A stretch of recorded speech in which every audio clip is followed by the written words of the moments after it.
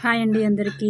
Summer హాలిడేస్కి అమ్మ వాళ్ళ ఇంటికి వచ్చాం. ఇంకా అమ్మ అయితే గారెలకి పప్పు నానబెట్టింది. పెసరపప్పు శనగపప్పు నానబెట్టి గారెలు చేస్తుంది. మనమైతే మిక్సీలో రుబ్బి చేసుకుంటాం కదా, ఇక్కడ అమ్మ రోట్లో రుబ్బి చేస్తుంది. చూడండి ఎలా రుబ్బుతుందో. ఒకరోజు ముందే నానబెట్టుకోవాలి మనము. పెసరపప్పు శనగపప్పు నానబెట్టి చేస్తుందన్నమాట. మార్నింగ్ లేచి కడిగేసుకొని రోటి దగ్గరికి వెళ్ళి రుబ్బుతుంది. నాకైతే అసలు తిరగలేదు ఆ రుబ్బురాయి. తిప్పుదామని చూశాను, నాకు అసలు తిరగలేదు.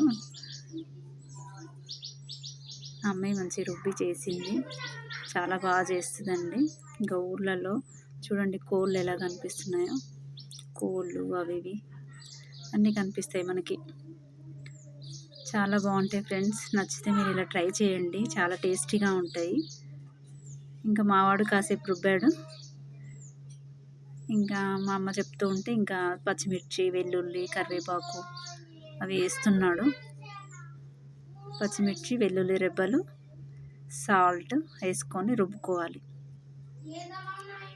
మొత్తం ఫైనల్లీ మెత్తగా రుబ్బుకొని గిన్నెలో ఎత్తుకోవాలి.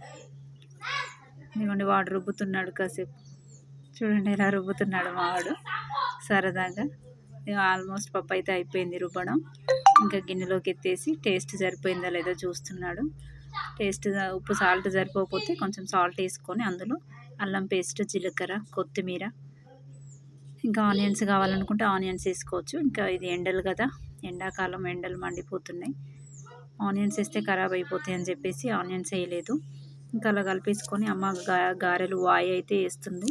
ఇదిగో చూడండి, వడల కన్నా చాలా బాగున్నాయి వేస్తుంది అమ్మ. చాలా టేస్టీగా ఉంటాయి ఫ్రెండ్స్. అమ్మ చేతి వంట కదా, మనకి ఇలా అయితే రావు. అమ్మ బాగా చేస్తుంది.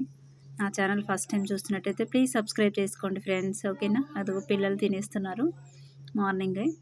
చాలా బాగున్నాయని చెప్తున్నారు. ఎలా ఉన్నాయి నాన్న అంటే బాగున్నాయి అంటున్నారు. ఓకేనా ఫ్రెండ్స్, సబ్స్క్రైబ్ చేసుకోండి. బాయ్.